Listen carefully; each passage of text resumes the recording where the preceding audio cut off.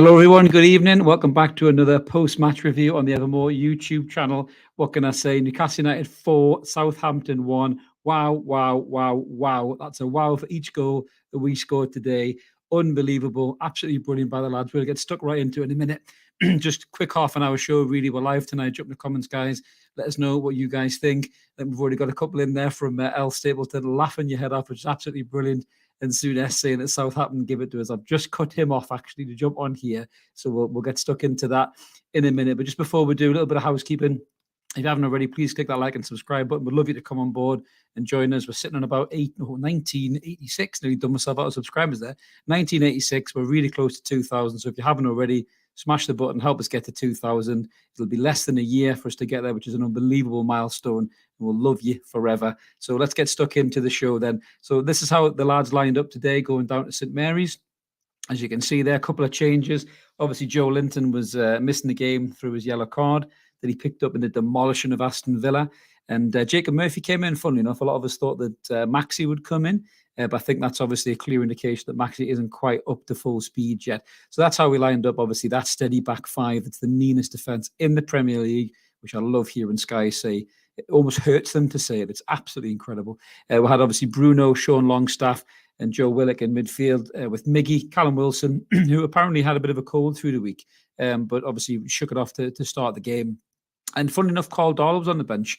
So Karius disappeared. I don't know whether Karius was just injured or whether that's just him done now. Best job in football. That Christ, I could have went and been the third choice goalkeeper. I'm only 5'9". I couldn't catch a cold. But Karius doesn't even like he's going to have a game for us at all. We've got the cup game in midweek. I doubt he'll play in that. If he is, it'll be a bit of a farewell testimonial type game, I'd imagine. But we'll probably see Carl Darlow come in for that one as well. So obviously going down to Southampton, we started this game in 4th place, and Southampton was sitting in about 17th. We said on Evermore on Wednesday, we were all pretty confident, 3-0 to 2-1s. I think we had a couple. I had a 3-1, and it was going to be 3-1 until a certain brilliant Brazilian in the middle genius decided to turn it up a little bit. So obviously talking about the goals, going through the game, I think the first half, Southampton stifled it really. They'll try to stifle it, try to stop us playing. They're not a great side. We've said that, you know. I can't stand Ralph Hasenhüttl. I know Eddie Howe was quite complimentary about him in the pre-match, but I call him the twat in the hat because he's just a moany-faced prick. He really winds me up. I think he was doing it pre-match. I saw something on Twitter, whether it was just people just stirring the shit, whether it was actually true or not, but he was saying, oh, well, I'm sure Newcastle will want to play the game because they don't have any injuries, because he still can't get over that COVID thing. I'm shocked that he's not been sacked yet because he's absolutely toilet. He's like Jurgen Klopp on Wish. So this might be the job that finished, the game that finishes them off, to be fair, because they were woeful today. So they try to stifle us, and not much joy really. We were pushing on a bit. I thought Murphy could have committed their fullback a bit more, I think, in the first half.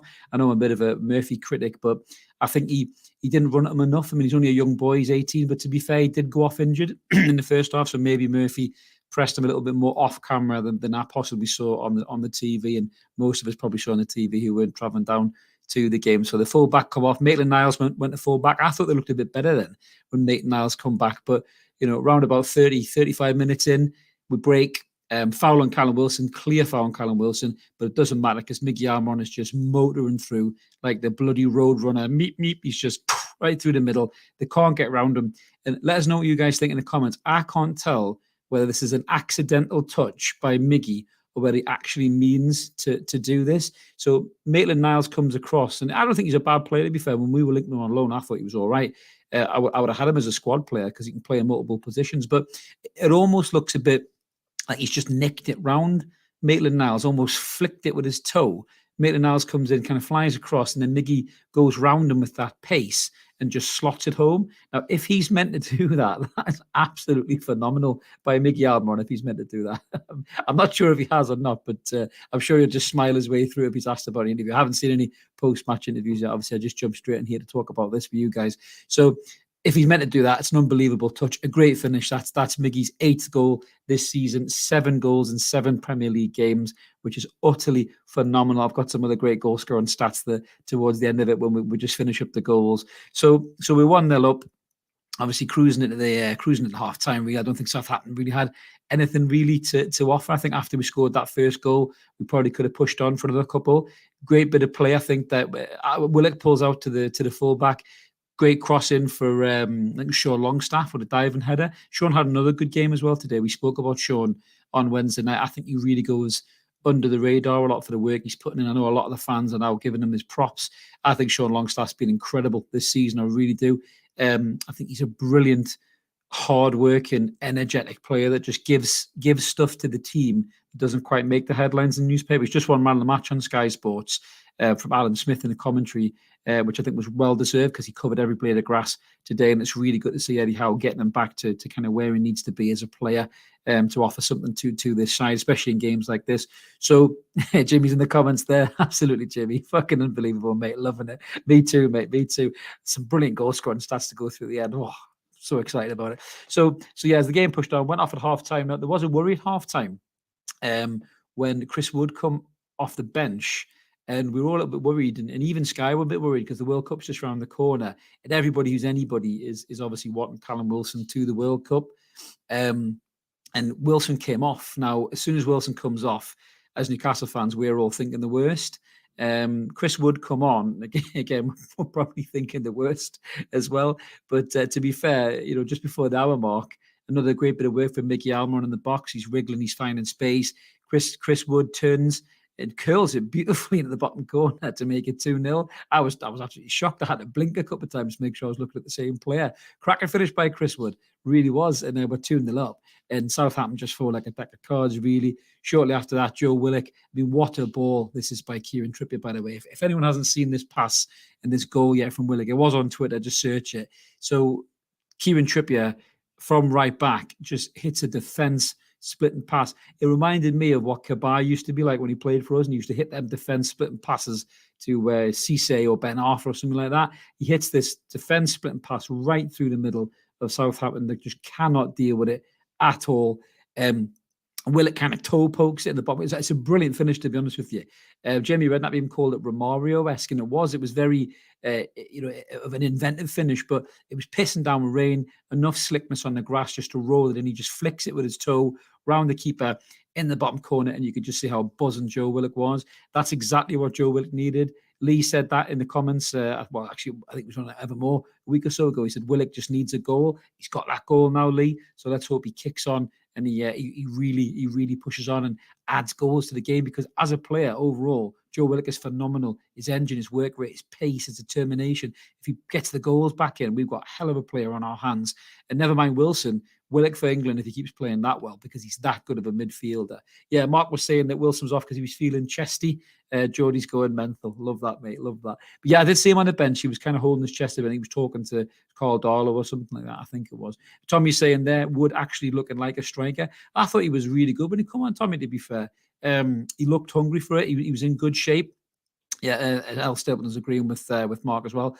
He looked in good shape. I thought, Tommy, he held the ball up well. He was getting himself in good positions. I mean, Southampton were well beaten, I think. Even after the first goal going, and I just thought they were bloody dreadful, to be honest. I just couldn't understand. I mean, their relegation fodder, in my opinion, they remind us of us massively. Some talented players in there, but just not working as a team. Ward-Prowse was completely redundant today. Hit a couple of nice little passes here and there, but he spent most of his time defending. And you can just tell that's a look of a lad who, yes, he's loyal to Southampton, but he's probably thinking to himself, fucking hell, like, maybe it's time to move on, because he's that good of a player that he could get a game in a much better side than the one he's playing in now. So Matthew's in the comments there saying Willock is a proper athlete, 100%, mate. The lad is absolutely incredible. He really is. He looked fucked by the end of the game, and rightly so, because just the way he covers the grass, mate, he's just absolutely brilliant. When he got that goal, he was hungry for more. And I think Trolls has jumped in the comments as well. Good to see you, Trolls, as always. ASM with another assist. That's absolutely right. Southampton did good on the other end. I think that fullback scored a goal. Good finish, to be fair. I'm not sure how he found the space, but he bent in the top corner, showing their strikers, like Adam Armstrong and Shea Adams, how to actually score a goal. But then we break. I was ready to lap up the credit of my 3-1 prediction from Wednesday night. And then ASM, cuts back inside. Little give and go with Bruno, passes it back to him. And Bruno just bends it from distance in that far corner. Just a beautiful finish. A typical Bruno finish, really. He just puts enough spin on it that the keeper just has no chance at all. And we're 4-1 up. Now, Sky turned around and said these stats at the end of the game. So we've scored 20 league goals in our last 7 games. And this season, we have 11 different goal scorers. No other team in the Premier League has that, but Newcastle United, what a difference a year makes from that turgid cabbage head knacker that we had previously. I'm not going to say his name. He's like Voldemort. I'm not saying his name on this show. But that's how far we've come as a side. We're playing with pace. We're playing with, determination, possession football, pressing. It's not just the striker that's scoring. It's not just ASM that's winning these games. It's other players that are winning these games. We're defending resolutely. Pep Guardiola even turned around and said that Newcastle United are really in the equation here. Now we're sitting in third after today. Spurs have got to play Liverpool after this. We'll see what happens there. But we're sitting in third position. And absolutely incredible. It really, really was. Paul's in the comments saying they were shit. They were, Paul. They were absolutely shit. But you can only beat what's in front of you, mate, to be fair. Jimmy's back in there saying what's scary is we're beating teams convincingly and getting goals from all over. That's exactly what I've just said there, Jimmy, 100%. To get that 11 different goal scorers. I mean, Jesus, you never would have thought Newcastle United would have had that. Even in the days of Shearer, we were relying so much on Shearer to score, that nobody else seemed to really chip in. Yes, we had stages where we had Robert and Solano, Genius and Dyer, speed. This is why I think this team reminds me a lot of the Bobby Robson era, where the goals are being spread around a little bit. Shearer was by and large the main goal machine, but we had Bellas and Dyer and Genius and all these players that were chipping in with goals. We'll have that now in this team. We'll have players who are looking for goals. And I think, to be fair, if Joe Willock is now on the goal trail, that's a scary prospect for the rest of the league, because that kid can finish. He showed that already. So it's absolutely incredible. We've got Stu in the comments there, just saying noteworthy, the commentator. Yeah, I said that earlier on, Stu, absolutely. Again, with Sean, just a brilliant performance again, Stu. He's getting back to where we really want to be. He's never going to be a Phil Foden or anything like that, Sean Longstaff. That's not his game at all. But he breaks up play so well. He's got such an engine. He's always in the right place at the right time, throwing his body in the line to block shots. He has got a good pass on him as well. He's got a good eye for a pass. I think we said on Wednesday, the only thing that kind of lets him down a bit is he dwells on the ball a little bit too long. But with the likes of Bruno next to him, and even Willock as well to an extent, he's learning from these players, and it's just for me, I just think that Sean Longstaff will be a better player because he's surrounded by better players. It's really sad that Matty didn't break through in this current setup, because I think Matty would have been a much better player as well, to be honest with you, because he had raw potential that was coached out of him by the previous manager, who I'm not going to call. But yeah, it's great to see. It really is. Will Sean be around long term if we start to qualify for Europe, possibly at the end of the season? You don't know. But as Mark always says, we need homegrown players. So I'm sure he will be here next season. Paul's saying we're a different team now. 100%, mate. We're a threat, Paul. We are massively a threat. Even Sky is saying this now, that we're a threat, to the big four. And that's incredible. I mean, it's great to hear Pep Guardiola say that. Imagine this team, no European football, going. He's talking about us going for the title, which Eddie Howard just kind of laughed off a little bit. I love Barry's comment here. We're not Gandoon. I don't think we are, Barry. I think it's safe to probably say that right now on the 6th of November that we're not Gandoon, mate. I think with more chance for Gan up than Gandoon. EIEIO up the league we go, mate. Absolutely. But yeah, so obviously another convincing performance. Beating them 4-1, and this is just becoming a reoccurring trend for Newcastle fans. I mean, this is amazing. When we started doing this podcast, it was a little bit doomy and gloomy, to be honest with you. I think most of the established podcasts have spent most of their time being miserable over the past couple of years, and we're all kind of unsure of how to behave at the minute, because this is just getting to be a regular occurrence. We're coming on these things every week, and we're just talking about how class we are and how much we're battering teams, and it's just brilliant. We're going to become that team that other teams hate, because we just keep beating them, which is absolutely incredible. We've got El Stapleton saying maybe Longstaff is responding to not being ignored by his manager. That's a great shout. That probably is one of the case as well. The Trolls is saying, yeah, he'll be a great team player in a season or two. I totally agree with that, Trolls, absolutely. Tommy's saying the big 6 teams. Do you know what it is? Mark says this quite often, Tommy. This is very Leicester City type in terms of, remember when they won the league that season, big teams were dropping points left, right, and centre, mate. So this could really be our year for breaking into that top 4. I mean, if we break into that top 4, I still think it's a bit of a stretch. Top 6, maybe 5th position. But if one of the English teams like City win the Champions League, we could qualify for the Champions League through the back door in 5th. But for me, there's no reason we can't finish 5th or 6th this season, and maybe even break that top 4 if after the World Cup, You never know. Some of the big teams might get fatigue, might get injuries, slip away. If we strengthen in January as well, we could really push on and we could really do something, which is absolutely incredible. We'll comment there from J Bro for Tone. Lovely win. Makes me proud to be a Newcastle fan after countless years of disappointment. 100%, mate. You're new to the comments, buddy. Please click subscribe if you haven't already. Would love to have you on board. But you're totally right, mate. For years and years, I'm of an age when I remember us being good, then being shit, then being good again, then being shit, and now being good again. So I've kind of gone round and round and round. But I also say, likes of our own Dan Wales, who has only ever known Mike Ashley in his lifetime. He's on cloud nine right now. These young fans, lads and lasses in their 20s, watching this, they've only seen the turgid shite that was Mike Ashley's mediocrity, football club. For them to see a club that's not just trying, but actually competing is just incredible for them. And they must be buzzing. And I hope this just lasts for generations to come. I really do. If Newcastle United end up being like Manchester City have become, their kids will get to see a Newcastle United in the top four regular, pushing for titles and trophies, which is just absolutely incredible. Great comment from David there. Another lucky win, absolutely. I'm sure the salty fans will be spilling it all over social media, mate. Absolutely. And Stu, you're right. Chris Wood had a smile on his face. I think, to be fair, Chris Wood, I think he's quite happy to be in and amongst this squad and in amongst this process, what's happening here. I think he knows that we'll kind of sign them in a little bit of desperation at the time. I think he was quite lucky to come. No disrespect to the other clubs he's played for, because he's played for some big clubs, played for Leeds, played for Leicester. But this is probably the biggest club I think he's been at in his career, certainly with regards to the process. And I think, he knows probably he's got a limited time here, but if he can pop up with crucial goals like that, he'll be able to come back and have a pint on Tyneside and have a talk, and possibly as well, which is great. So Jimmy's speaking of pint. Jimmy's on the pints already. We're going to win the league. How are the lads? Too right, Jimmy. Why not, mate? Why not? You're right, David. Great time to play Chelsea. I said before going into this game, mate, that I was actually feeling more confident for Chelsea at home than I was for Southampton away, because they're a really streaky side, and they're the kind of side that can either be utterly shite like they were today, or they can be a side that just nicks a 1-0 win, but thank God that fixtures out of the way. 4-1 comfortable win. I fancy us to do Chelsea. Chelsea are dropping like a stone. They're not playing very well at the minute. I think they're struggling to get to grips with Potter's, ethos and everything else.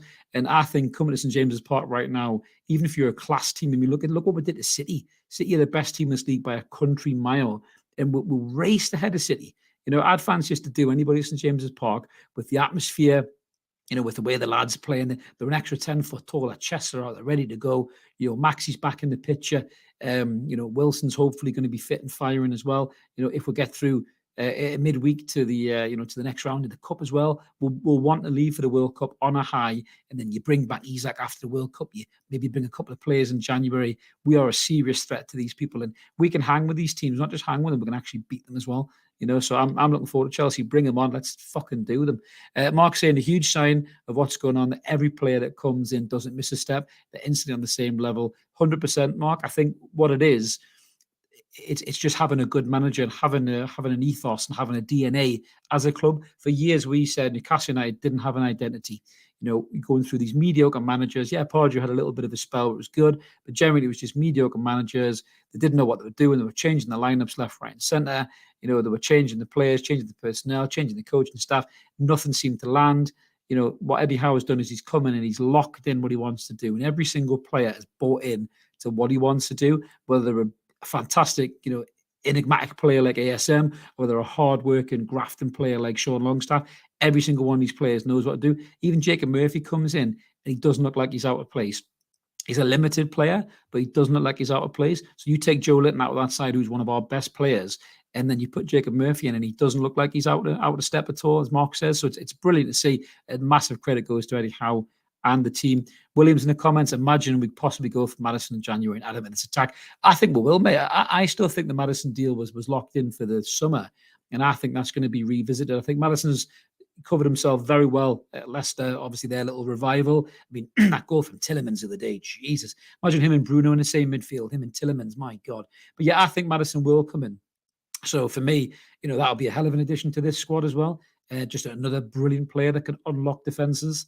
And Maddison's a different dynamic to everyone that we've got. So you throw him in there, that's just absolutely incredible. And as Jimmy says, no dickhead policy. It's It's working very well. Absolutely, Jimmy. That's PK's favourite saying. We're going to try and get a T-shirt made up with that one. Big pressure on Chelsea, as Tommy says. Yeah, they were all-out defence against Arsenal today. If they do that against us, we'll break them down, Tommy, at St James's Park. You know that. The crowd will have them absolutely petrified of making mistakes. They'll be on them every second as well. And I really do think that the crowd plays a huge part. I mean, War Flags, again, we've said it so many times, you cannot underestimate what War Flags has done for this football club, creating that atmosphere. Those players buzz off it, they bounce off it. Dan Burns already said it. Yes, I know Dan Burn is a Geordie, but even Wilson said it, Trippier said it, they've all said it. Just absolutely outstanding. It really, really is. We've got Graham in the comments there saying Chelsea at home last season before the World Cup. I also thought we'd win. Chelsea players will be thinking World Cup. We're being at home, our crowd won't allow us to rest. Absolutely. 100%, Graham, you're right, mate. You're absolutely right.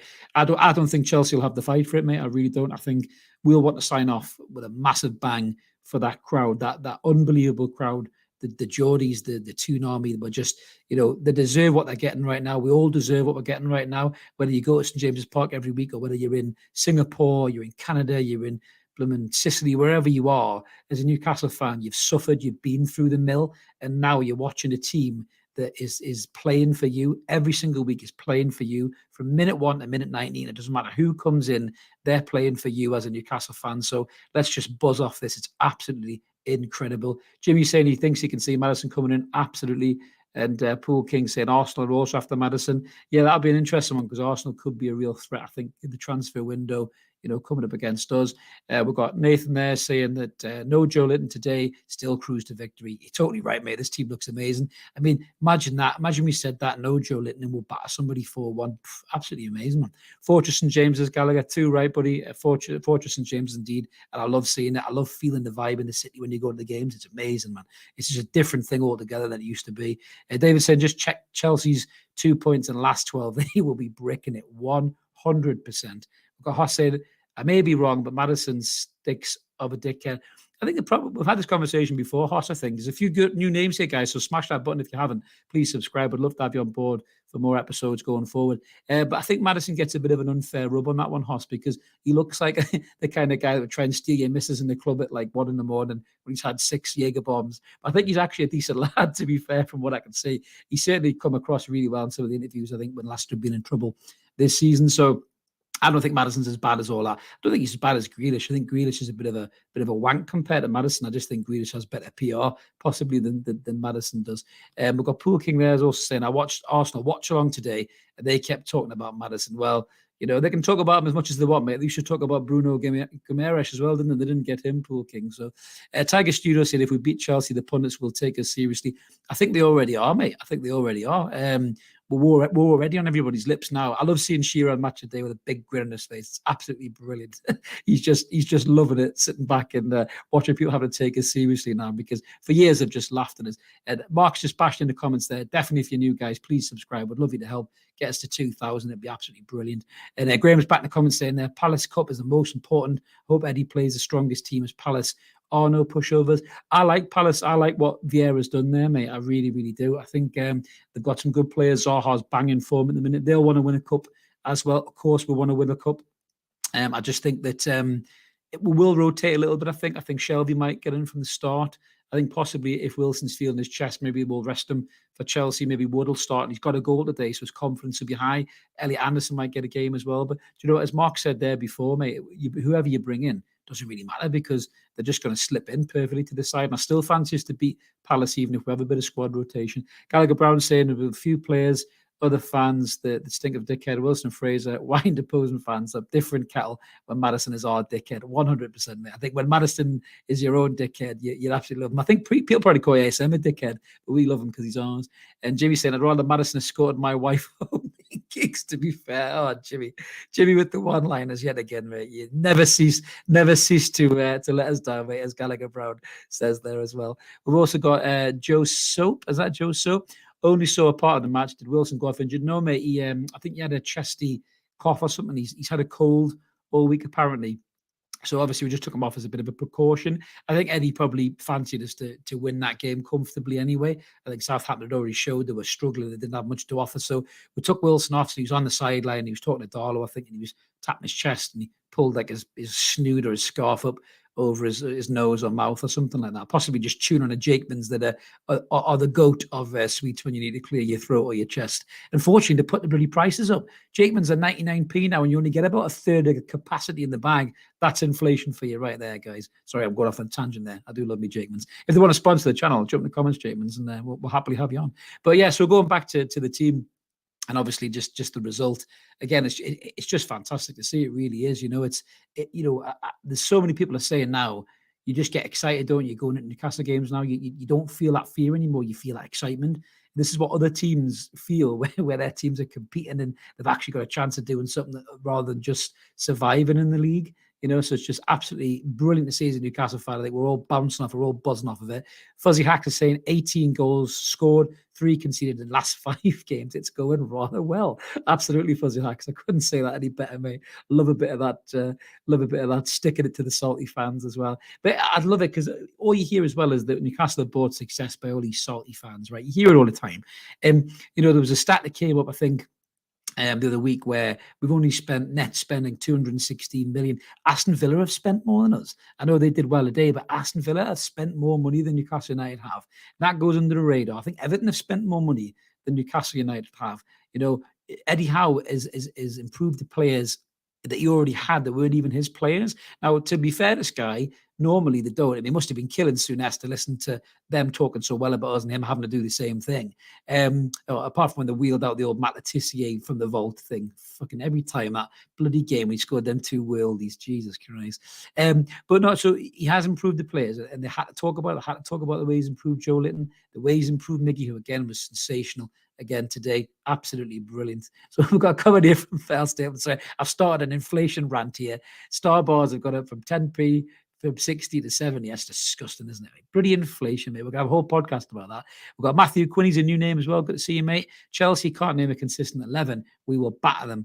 We are too organised and full of confidence. What in October? 100%. Mate, I couldn't agree with you more, Matthew. It's probably been one of the best months I've ever known as a Newcastle fan. You'd have to go back to probably, Keegan in the early 90s when we had Andy Cole scoring 40-odd goals or whatever a season or when we were pushing for the title to have as good of the month as we've had now. Even that spell under Pardew, I don't think we had as good a months as we got now, which is just brilliant to see, man. Newcastle's back 5 cost 6 million less than. That's exactly it, Fuzzy Hacks. They don't say that, do they? They never come out with that. One of the best lines I heard today was when they were talking about how Eddie Howe has improved the players that he's got. Souness said, they didn't perform under the previous manager. I just thought, you know what, fuck off. Like they're quick to say how much Eddie Howe has got them to improve his players, but they didn't say that when good old Brucey was running them into the ground and taking them backwards as players. And that just wound me up a little bit there. Really, really did. So Gallagher Brown said next home game I can get to is a Brighton game in February. Looking forward to it, but didn't expect to be a title decider. Class. Could you imagine if the title race was between us, Brighton and Man City? That would be absolutely superb, man. A straight shootout for Golden Boot between Callum Wilson or Miggy Almiron and Alfinger Holland, Erling Haaland even. Christ, I went back to his dad there. Do you know he's already scored as many goals as his dad did in the Premier League? I think his dad played for about 15 years. But that guy's a machine, honestly. He screwed my FPL up because I dropped him as well. If you haven't, or if you are in the Evermore FPL, there's no chance I'm going to win it. We don't get the prize anyway, but there is a prize for it at the end of the season. Whoever wins it gets a football shirt. We're going to get that all sorted for you guys. So I think Mark's in the comments in the background said he got a star bar from Asda last week, only 55p. Oh, mate, don't get me started on that. I'll be here all bloody night. And Jimmy's saying what people also forget is that the squad has been underfunded for years, massively. If you put your car through, it didn't put your car through its MOT for 14 years, I'd expected to put it right. Bloody annoying. 100%, yeah. There was like a hole in the roof in Newcastle United, and Amanda Staveley and the PIF, the Reuben brothers, they fixed that hole, and then they brought in just the most wonderful manager. Some of us questioned it, but we'll never question it again. I mean, Eddie Howe is going to go on to have a legacy at Newcastle United. I think he's going to be up there, with Bobby Robson and Keegan. I saw a great poll the other day when people were asking about who's the best Newcastle United manager. And I think Eddie Howe had 31% already, which I know is probably the younger generation of fans. Because listen, Keegan was, without Keegan, Gobber would have been in the pub league probably, and Bobby was absolutely superb as well. Fuzzy Axe is saying tonight is the only time I want Liverpool to win. Absolutely. If we can keep Spurs away, that'll be unbelievable. Gallagher Brown's fancying Trossard the tune. I fancy a bit of that as well, mate. We've done a rumour has it. If you haven't checked that out, it's on the channel. Go check that out. He'd be a great sign as well. Can play up front as well. So if anything ever happens to Wilson, he can fill in there because he ripped Chelsea and Newcastle when he was up front. Pool King saying most of Haaland's goals have been pens. I think he's only got a couple of pens. To be fair, Pool King, I think he's only got 1 or 2 pens. And he's a machine, to be fair. I'll never say he's anything less. He's just a monster. Top 4 Prem goal scorers, Haaland, Kane, Tony, Almiron. That's amazing, isn't it? I love having Almiron up there. It's absolutely brilliant. Yeah, thanks, Gallagher Brown, for the feedback, mate. Yeah, we love doing the Rumour Has It videos. We'll do loads more when the transfer window opens as well, and in and around the World Cup. Yeah, as did the new channel. Joe, it's quite funny, Tommy. We had a little scam attempt in the emails where some guy tried to say he was from Netflix, which was quite funny. Could you imagine Netflix sponsoring the Evermore podcast? I'm pretty sure that they don't do that, which was quite good. And as Mark says there, footy chance and consumer advice. Gotta love it. Gallagher Brown saying tactical breakdowns, match reviews, transfer targets, and the price of Freddo's on this channel. Exactly, mate. You get variety here, mate. We like to mix it up a little bit. We really do. We've got Adam is at H 1979. I'm telling you to go back Specsavers for my glasses. There's another sponsor. Longstaff has been one who's changed my mind. Still think he makes too many mistakes, but he's done a cracking job. You're right, mate. I think Sean's always going to be, a player that divides opinion, Adam. But he is a cracking player. He's just a workhorse, man. Just like you look at Manchester United, they've got Scott McTominay, and they love a bit of him because we don't see that. We see shit and all that. But I think he puts the graft in for them. And Longstaff's almost all McTominay. I think he's probably a little bit better than McTominay technically and on the ball. But I think he does put in that graft. And there's games where you need to work hard and fight and get the ball back. And Sean's great for those games. He really, really is. I mean, you get someone like Bruno who can do it all, really, but Sean's great at doing the dirty work and giving it to the likes of Miggy and Bruno and guys like that as well. So it's absolutely brilliant. We've got Davey in the comments as well. Good evening. What a result. 2, right, Davey? Absolutely. And Jimmy saying, good shout, Gallagher. He loves a bit of Trossard as well. But yeah, I think we're going to wrap up in a second, guys. But just what a result. Another cracking result. Roll on midweek game. We'll probably change Evermore, I think, from Wednesday possibly to a Tuesday or a Thursday maybe this week with the cup game being on. So just keep an eye on the channel, guys. And if, like I said, if you haven't already, please smash that like and subscribe button. We've had a few new names in the comments tonight. Would love to have you on board. Loads of content here, all free of charge. It's tough time for people. We've just told you, Starbar's 55p. Christ, we're not going to charge you for any content. We love talking about this. Love talking about Newcastle United. We don't intend to charge anybody. It's all free content. We've got 2 live shows every Mondays and Wednesdays with what's going on in the Evermore podcast. Maybe change this week, as I said. And we've also got the pop-up videos just like this. And make sure you keep it Evermore, guys. And if you haven't already, head over and give us a follow on Twitter down here or Instagram as well. We've just launched a new logo as well, which Mark has done a superb job of. So if you can give Mark a little bit of love on there, because he's an absolute genius. He really is. He's a graphic genius. So yeah, that's our new Evermore logo that's up there on Twitter. And you might be seeing a few more things on that as well, hopefully going forward as well. But that's us all done. Have a cracking night, whatever you're doing. Celebrate that win. Let's keep supporting that team. We'll call United. I've got some nice comments in the back there. Yeah, thanks, Al Stapleton, for joining in, and you as well, Jimmy. Top man as always. And yeah, come back and check it out, guys. And as Mark says there, thanks everybody for watching. Come and check us out when we're back for the midweek podcast. Sorry, me and Mark are back. What's going on tomorrow at 10 o'clock. So come and check that out. And then we'll be back midweek for the Evermore podcast, probably after the cup game as well. So let's keep supporting that team of United. This is Chris signing off, and we'll catch you later. Cheers now.